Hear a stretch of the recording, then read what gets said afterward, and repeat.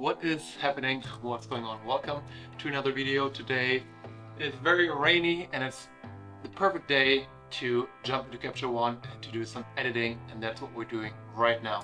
And let's back engineer some of the photos that I was editing a couple weeks ago when I was out on Lake Hughes. You can actually watch the video that I made on wildlife and bird photography with the Fujifilm X3 right here in the description. But before doing so, let's do some magic together in Capture One. Here we are in Capture One. So guys, the day when I went out to Lake Hughes was kind of slow. However, I did take one or two images that I kind of liked and where I just wanted to show you my editing workflow. We're gonna actually go through each individual layer and I'm gonna explain what I did there, and then some of those we're gonna recreate. And hopefully it's gonna help you down the road, give you some inspiration and make your images stand out even more. All right, so the first image that we're gonna be looking at, one of these ones from that series where I saw the hummingbird sitting on this little branch. Why don't we actually go with this one? And these are all right now, as you can see here, it's all the before. And once I move the slider, you can actually see the after edit. All right, so here you can see it. Definitely a drastic difference, especially once I zoom into the bird. You can really see here how the image before was kind of flat, the bird wasn't really standing out, and then after that we really made the bird pop. And also we got rid of a lot of the background noise, as you can see here, much more grain and kind of a weird, it's almost sort of artifacts happening. However, after we cleaned the image, you can see the bird appears to be much sharper and the image background seems to be much softer. Okay, so also you can see kind of like the edges of the bird here are also a bit more soft versus before, and that's actually on purpose as well. While the eye and the center of the bird is even more sharpened and put in focus, so we almost create like a fake kind of like focus, feel of focus, So let's look at the image and let's back engineer what we did here. And actually let's deactivate all the layers because we have the bird lift. As you can see here, the bird immediately gets much darker. I have a contrast layer where I pretty much just do all my basic adjustment, my high dynamic range and exposure settings. And we have a color tab where I didn't really do much other than applying a look and messing around with the saturation, but we're gonna go into that in a little bit. Then this is the soften layer where I softened the background. So let's turn that off. And then I had additional adjustments up here where I just kind of like did a little fine tune in the end and some vignetting and everything. So this is now our before and after. Looks pretty almost the same. Only thing that I did here is some minor background adjustments. We can just go over them real quick. This is pretty much how we started off with this image. It's almost like a raw image. Only thing I did, I adjusted, as you can see here, the contrast a little bit. I adjusted the brightness. So this is obviously individual for each image, so there is no like set formula. I bumped up the contrast a little bit and the brightness, and that's pretty much it. Also, I messed around a little bit here with the white balance. It's actually something I like to play with a lot, depending on the kind of mood that you're going for. So don't be afraid to actually play around with the white balance slider as well. Then I went into the high dynamic range settings here. I did lift the shadows a little bit because I feel like we can actually do that a little more, because I feel that the bird was really like too dark in this areas, and I just wanted to see if I can recover any of the details, which we obviously can. We've actually done that in the bird lift layer, which we're going to go into in a little bit. And then I also adjusted the black tones a little. So that's pretty much all I did in the background layer. So very minor adjustments here. Did a little bit of white balance adjustments. And maybe you remember from the last video, the way I like to edit my images is I use a lot of layers that are building upon each other. The focus of this image obviously is going to be the bird. So I was choosing the crop. As you can see here, there's a lot of detail in this image. And so I went for a crop where the bird is kind of like in the center and very isolated, because I didn't really care too much about all the branches here. I did like, however, that you can see a little bit of the sky and a little bit of like the curve of the mountains in the background. So I didn't want to crop in even tighter to get rid of that. I did like the background structure So I try to keep that in the image as well. And then so this ends up being the crop that I'm going for right now. Let's start with the next layer. I call this layer bird lift. We're lifting like, as you can see here, when I toggle it on, we really make the bird pop. Let's press M on our keyboard so we can see the kind of layer that we have here. So the way I created this layer is I just used here the brush tool. I really just like to brush over all like the little areas, and then especially with the eyes and everything where we already have natural light coming. Even without the bird lift layer, if we turn it off, we can see that we have some natural light that's kind of like highlighting these areas. So I always look at what nature gives me, the natural light, and then elevating that, which is why I called the layer bird lift. So let's toggle it back on, and you can see I really just elevated all the natural light that's coming in here. And then if we press M again, we can actually see the mask. I take my pen, or you could just take your finger, your mouse, whatever you have, especially putting extra pressure at all the spots where we have the natural light. And because the flow is set down to like 5 or even less, we can actually brush over it quite often before we actually build opacity of the layer. So that allows us to just make even more detailed adjustments. So that's pretty much what I've done here. Like, it's actually not a problem if you kind of like brush over like the edges. For example, what I'm doing here, you can see, I'm brushing over the edges. And right now, if I untoggle M, you can see how here it actually looks really bad because we do not want it to affect the background. We only want to isolate the bird and make the bird stand out over the background. So this is actually something we don't want. However, it's not a big deal if it happens, because you can always just take the eraser tool and then obviously adjust the size to something that fits. Turn also the flow down, but maybe not too much. Maybe let's go for a 10, opacity to 100. Hardness really depends on how harsh the edges are. We can actually turn this up maybe to like around the 50s, and then just erase anything that we don't like. And I actually like to do this with my mask off, just so you can actually see the immediate effect it has. And you as you can see here, it cleans up very nice and easily, and that's actually something really useful. I can see I actually messed up a little bit here as well, so it's good that we're going over this again, because I like to take my time with images and just make it, not rush, and make it actually really nice. Okay, so as you can see here, toggle M on, nothing of the red of the layer is spilling on the background, so that's perfect. And then what we did with the bird lift layer, in order to make the bird pop, which we haven't even talked about yet, I did go up with the exposure. So as you can see here, this would be exposure at 0. And then I just kind of like lift it up to a point where I like it. Right now it was at 0.77, so I guess I'm just gonna go back to that. 7.5, that's fine as well. And then I also went up with the contrast a little bit, just to obviously, give it that extra contrast, which then once again separates it from the background even more so, and just kind of like catches the eye.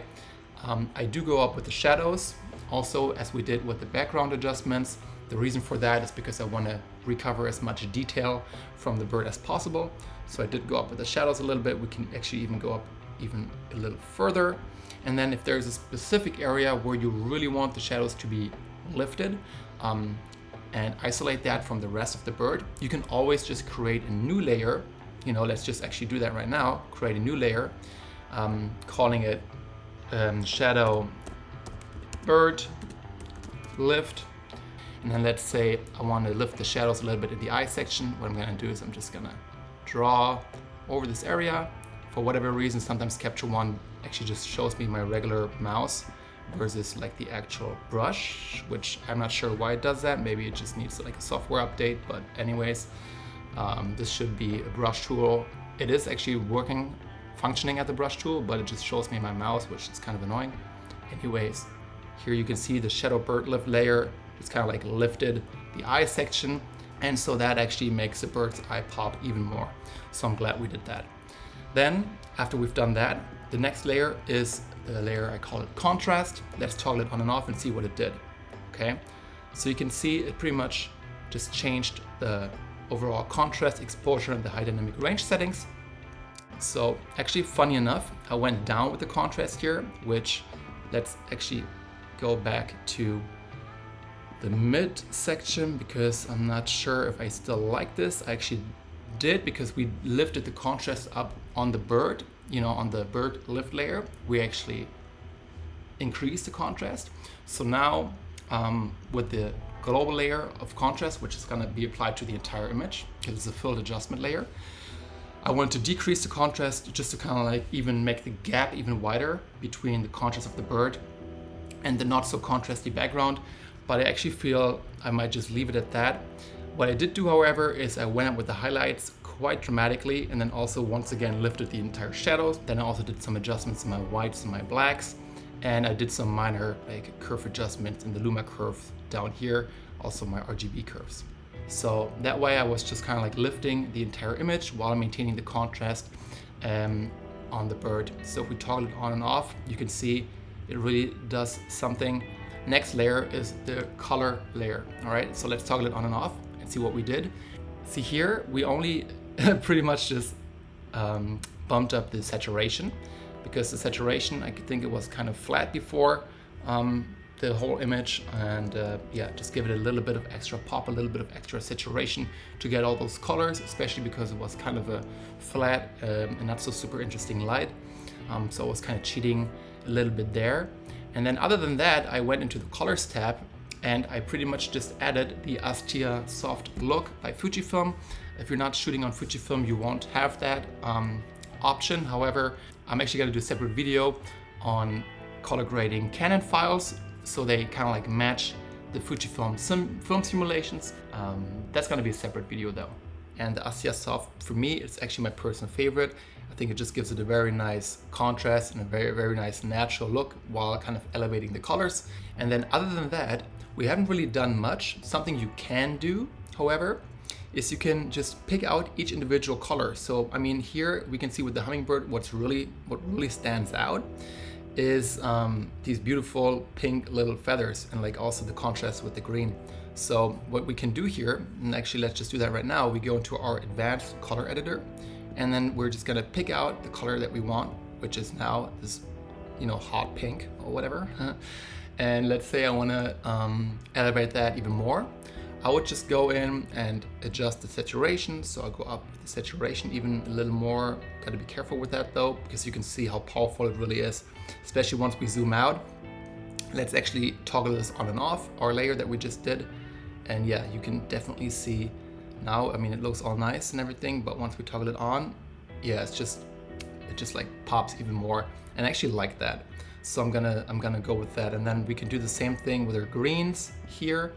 And then just also bump up the saturation. You can also, and once again, I'm gonna be very careful with this, just put it up on 11-ish and toggle it on and off.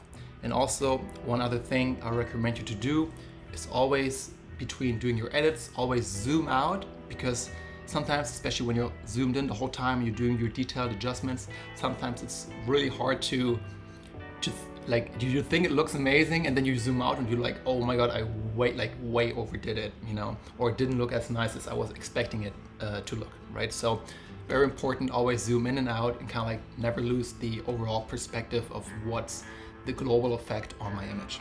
The next one is one of my favorites, and the layer is called Soften. So as you can see here, we did, and also actually I was shooting on ISO 1600, which is still fine.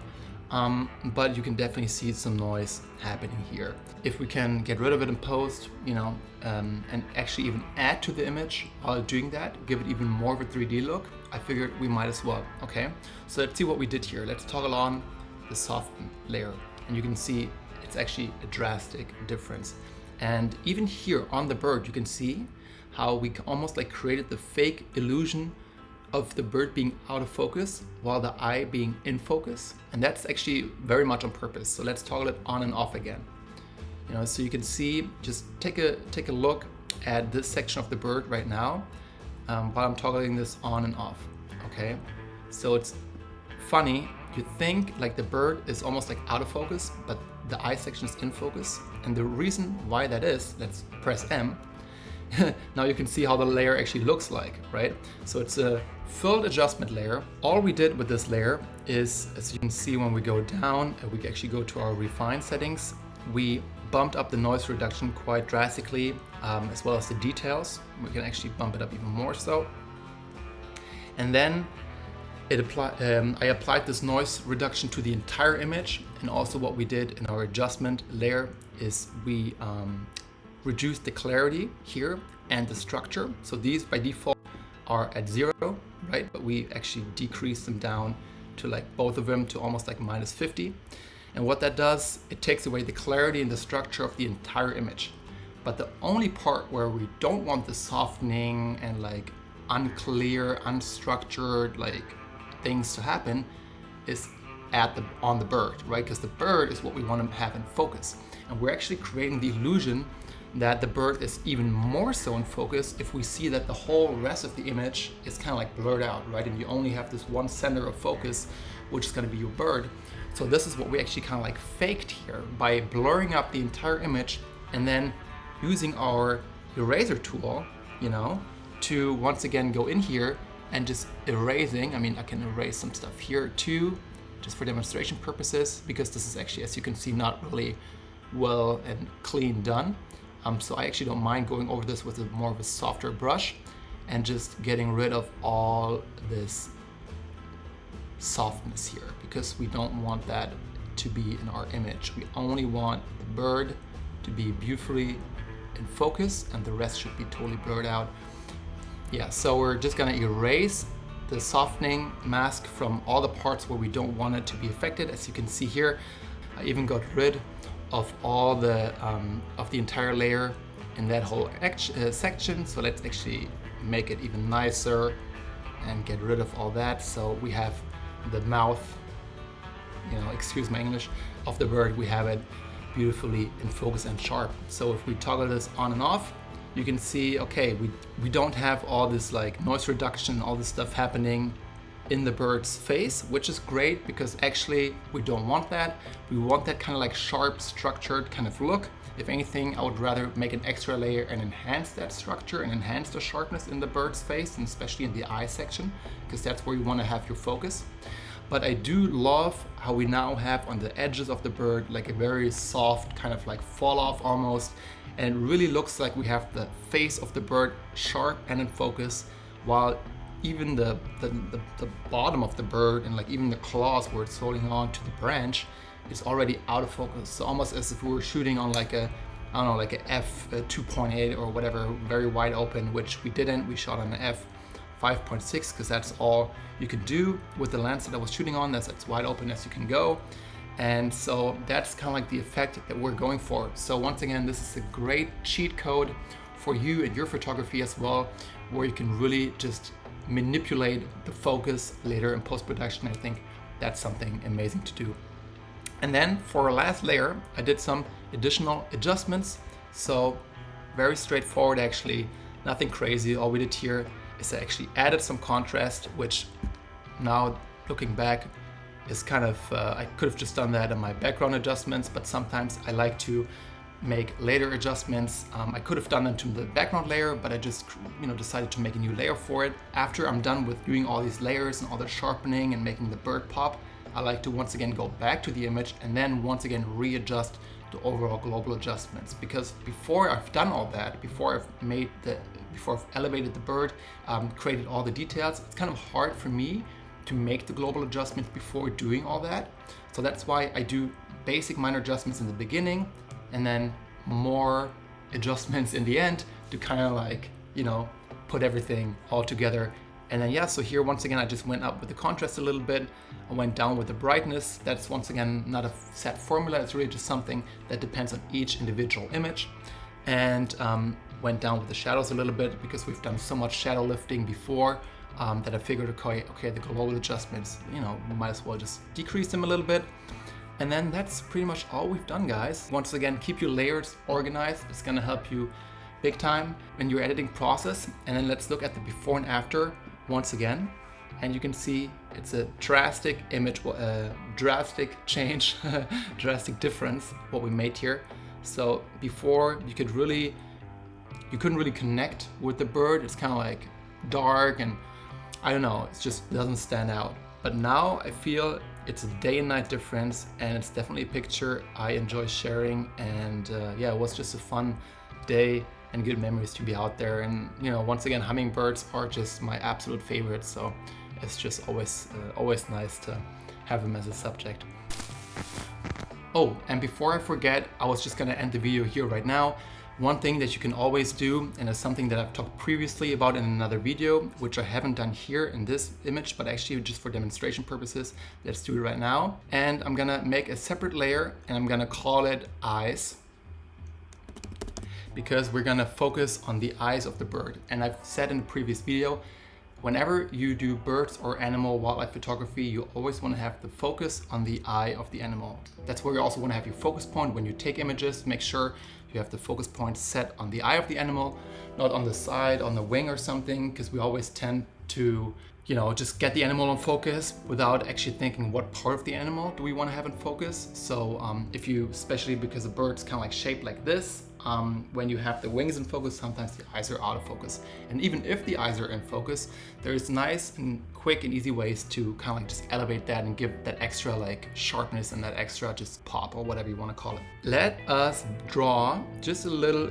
circle around the eye of this animal, and then just bump up the clarity a little bit. And even though it might look a little too much when you're zoomed in, once you're zoomed out, for the most part, it's barely visible. I mean, it's visible, but it's not like, it doesn't look overdone, is what I'm trying to say. So let's go up with the structure, let's go up with the clarity, and then we can also go into our refine settings and then add a little bit of sharpening. And it might look very over sharpened right now. Oh yeah, very over sharpened. But actually, let's zoom out a little and see what we did here. Yeah, and you can see once we zoomed out, it actually looks quite nice, you know. So all we did here, sharpening, structure, and clarity. And if we toggle this layer on and off, you can see, okay, it definitely did a whole lot. However, this might just be a little too much. So what we can always do is we just decrease the overall opacity of our layer. So maybe let's put it down to like, you know, 60s or something that, you know, looks more healthy. And that once again gives us the illusion that we have our eye super sharp focus, even though it might even not be, especially when the eyes of your bird are kind of like a little blurry.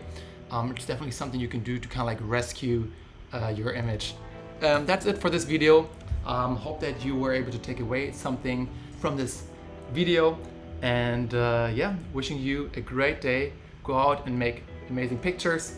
And when the weather sucks like right now, make yourself a coffee and enjoy the flow of editing, the workflow of editing. Nothing else to say for this video other than I'll see you in the next one. And I'm wishing you a great day. Keep on creating, and I'll see you soon. Bye bye.